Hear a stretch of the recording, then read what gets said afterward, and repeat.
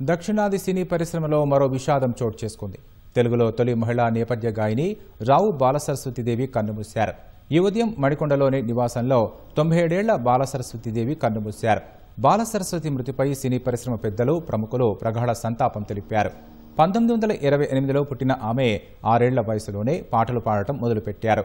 మొదటగా రేడియోలో ఆకాశవాణి కార్యక్రమంతో తెలుగువారికి పరిచయమయ్యారు.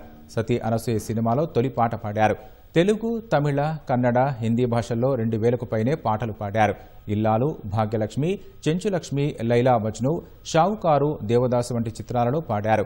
సి పుల్లయ్య దర్శకత్వంలో సతీ అనసూయ చిత్రంలో గంగపాత్రలో నటించి మెప్పించారు. తర్వాత తెలుగు, తమిళ చిత్రాల్లో నటించారు. రాణి రావు బాలసరస్వతీదేవి గారు ఈరోజు ఉదయం 8ంటికి మనల్ని అందరినీ వదిలేసి వెళ్ళిపోయారండి. ఆమె ఆరోగ్యం బాగాలేకపోయినా 2-3 రోజులుగా ఏమి తెలియలేదు. ఆమెకి నిద్రలోనే పోయినట్టు సుఖంగా పోయారు, ఏం బాధపడకుండా పోయారు. ఆమె ఎప్పుడు అందరిలోకి, జనంలోకి అందరికీ తెలుసు.